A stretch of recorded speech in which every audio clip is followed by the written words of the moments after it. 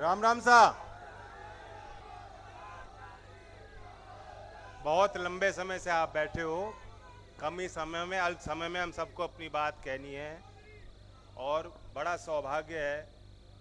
चौधरी अजीत सिंह जी की भी जब आखिरी सभा भरतपुर में थी, उस सभा में, चुनाव में वो आपके यहाँ आए, वो बेहद खुश होते आज आपके जोश को देखकर और लोकदल के इस सिंबल और इस झंडे को लेकर जो इस तरह आपने भरतपुर में इसको संभाल के रखा है और फहराने का काम किया है।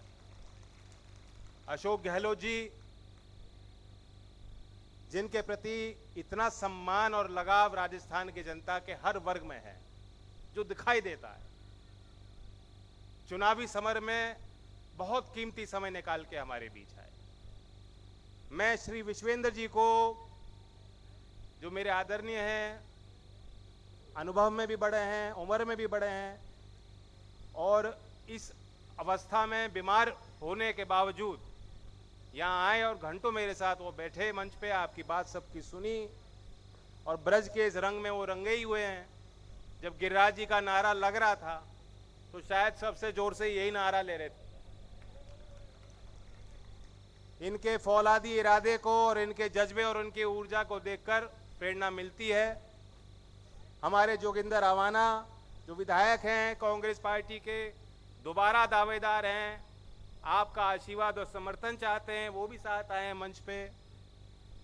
रामकिशन शर्मा जी, आप देखिए, मेरे लिए कितने बड़े सौभाग्य की बात है कि जिन पर चौधरी चरण सिंह जी विश्वास करते थे, आज उन्होंने मुझे आशीर्वाद दिया। हमारे बहुत ही अजीज लोग, गठबंधन के बहुत जिम्मेदार लोग, मेरी मातृशक्ति, मेरे आदरणीय किसान, सभी अभिभावक जो यहाँ घंटों से आए, मैं दिल से धन्यवाद देता हूँ। मैं सुभाष जी को भी बधाई देता हूँ। कोई एक माहौल होता है चुनाव का जो दिखाई दे जाता है। कल अहमदाबाद में टीम इंडिया हार गई। अब उसके कई कई कारण हैं। बहुत लोग सोच रहे थे कि वहां जो गए हैं, जो जोर लगाते शायद जीत जाते, लेकिन हार गई। दुख की बात, वो टीम इंडिया हार गई, लेकिन राजस्थान में दोबारा रिपीट करके ये टीम इंडिया को जिताने का काम आप करेंगे। और उसके कारण है कि एक जनता का विश्वास होता है, सरकार डंडे से नहीं चलती। लोकतांत्रिक परंपराओं की अवहेलना करने वाली सरकारें कभी दोबारा नहीं आती। सरकार वो आती है जो जनता का विश्वास जीत पाए। सार्वजनिक जीवन में जो नेता एक बार झूठ बोलता है, कभी कभी चल जाता है, और जो बार बार आपके बीच आके बड़ी बड़ी बात कहेंगे और झूठ बोलेंगे, वो कामयाब लंबे समय तक हो नहीं सकते। अब विश्वेंद्र जी कह रहे थे, उन्होंने तो बहुत एक अच्छा नाम दिया है, मैं तो नहीं कहूंगा। वैसे ही एक नेता आए हैं, 18 तारीख को आए। हम तो उम्मीद करते कि वो याद करते कि 19 अक्टूबर की तारीख कौन सी थी। 18 अक्टूबर में लोहागढ़ में खड़े होकर उन्होंने कहा कि आज दुनिया भारत का लोहा मान रही है, और क्योंकि उनको शौक है अपना नाम सुनने का, आप बताइए, उन्हीं के नाम पे स्टेडियम, उसी स्टेडियम में खुद जा रहे हैं। हमारे यहां परंपरा नहीं थी कि जीवित व्यक्ति कोई कितना अच्छा क्यों ना हो कि अपने नाम से कोई संस्था बनवाए। ये परंपरा नहीं है हमारे यहां कभी। लेकिन चलिए, वो आए तो उन्होंने कहा हमारा डंका बज रहा है दुनिया में, क्यों बज रहा है? तो लोगों ने नाम लेना शुरू कर दिया। जो आते हैं उनके रंग, उसी रंग में जो पुत के आते हैं, उन्होंने नाम लेना शुरू कर दिया। कितनी बड़ी बात है। ये देश का डंका अगर दुनिया में बज रहा है, इसलिए बज रहा है क्योंकि दुनिया में हमारा नाम है। व्यापार के क्षेत्र में, मंडी के तौर पे, हमारी संस्कृति, हमारा लोकतंत्र, वो इतना मजबूत कल भी था और आज भी है और कल और रहेगा। उसका श्रेय देश की जनता के पुरुषार्थ को जाता है, यहाँ के किसानों को और यहाँ के नौजवानों को जाता है, इस मातृशक्ति को जाता है। किसी एक व्यक्ति को देना बेहद गलत। वो आए, उनका तो रिश्ता सबसे निकल आता है। सब जगह जाते हैं, कहते हैं मेरा पुराना नाता है। मैं 30 साल पहले जब जंगलों में जाता था, उससे पहले यहां घूम के जाता था। लेकिन शायद लोहागढ़ से कोई पुराना रिश्ता नहीं निकाल पाए। कोई बात कही इन्होंने रिश्ते की? रिश्ते की बात तो देखो मैं कह सकता हूं, यहां हमारा रिश्ता है चौधरी चरण सिंह जी का रिश्ता है कि नहीं मानते कि नहीं मानते? और नौवार चाहिए तो नौवार भी हैं, और रावतपाल चाहिए तो रावतपाल भी है, और सादाबाद हो, मथुरा हो, आगरा हो, जहां रिश्तेदारी करानी हो करा लो। प्रधानमंत्री जी जो कहते हैं, उन्होंने नारा दिया था कि ना खाऊंगा ना खाने दूंगा, लेकिन बिल्कुल ठीक कहा शिवेंद्र जी ने, जो नीति ला रहे हैं, जो अग्निवीर योजना क्या है, ना अपनी शादी मानूंगा ना तुम्हारी होने दूंगा।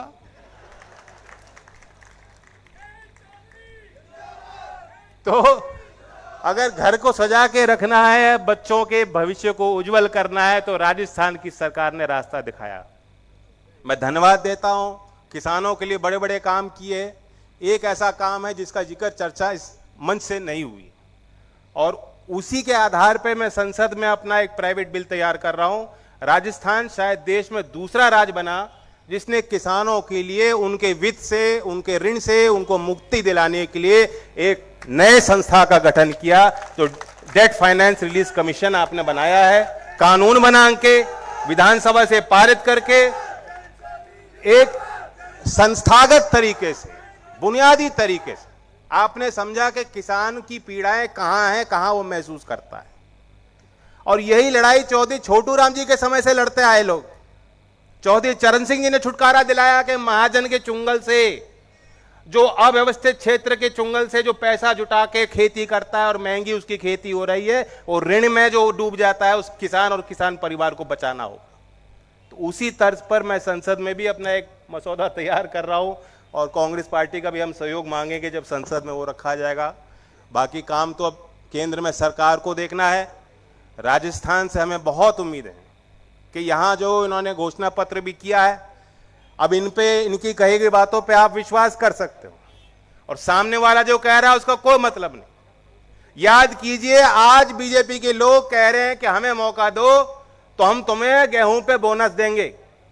रामविलास पासवान जी आज हमारे बीच में नहीं है, मैं बहुत उनका आदर सम्मान करता हूं, मैं श्रद्धांजलि उनको अर्पित करता हूं। आज वो जवाब नहीं दे सकते, लेकिन इस सभी मालूम है कि 2014 में जब उनको मंत्री बनवाया तो क्या दबाव उन पर बनवाया कि उनके मंत्रालय से चिट्ठी सभी राज्यों को भेजी गई केंद्र सरकार द्वारा कि अगर कोई राज्य की सरकार बोनस देगी, एमएसपी से अतिरिक्त एक भी रुपए का बोनस सरकार देगी, तो केंद्र की सरकार आपसे गेहूं धान की फसल खरीद नहीं पाएगी। याद है कि नहीं? 2014 में क्यों चिट्ठी लिखी थी? और उस समय मध्य प्रदेश और छत्तीसगढ़ में तो बीजेपी की सरकारें थीं।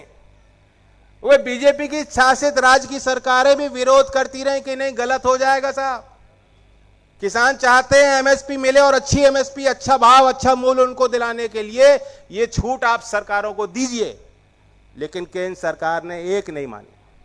और मैं हाल की बात बताता हूं कि आपको जानकारी होनी चाहिए, जून के महीने 2023 में सीएसीपी जो संस्था है जो मूल्य निर्धारण करती है खेती के लिए, जो सारी सिफारिश करती है, जिन सिफारिशों को मान के एमएसपी घोषित होते हैं, भाव घोषित होते हैं, जून महीने में भी उन्होंने एक रिपोर्ट प्रतिवेदन सरकार को सौंपी है, और उसमें दोबारा मांग की है कि किसी भी राज्य सरकार को आप बोनस घोषित मत कीने दीजिए, मत करने दीजिए। तो किस मुंह से जो सरकार आज केंद्र में बैठी है, जो कभी किसानों की सोचती नहीं, जो किसानों के उस 3 काले कानून लाई थी, आज वो कह रहे हैं कि हम बोनस देंगे? किस मुंह से देंगे आप?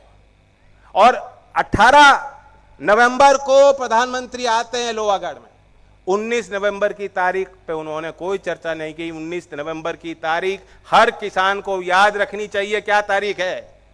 जब देश के किसान संगठनों ने, जिन्होंने सड़क पे 13 महीने बिताए, जो किसानों ने आंदोलन किया आपके लिए, आपके हक की लड़ाई लड़ी, उन्होंने फतेह दिवस मनाया था कि एक दिन हमें मिल गया, अब हम लौट आएंगे। हम विश्वास करें अपनी सरकार पे, उम्मीद करें हमारी सरकार पे कि जो हमने आंदोलन किया उसके आगे सरकार झुकी है। हम हारे नहीं हैं, हमने किसान के सम्मान की लड़ाई लड़ी और हम जीते हैं। वह 19 नवंबर की तारीख भी प्रधानमंत्री जी को याद रखनी चाहिए।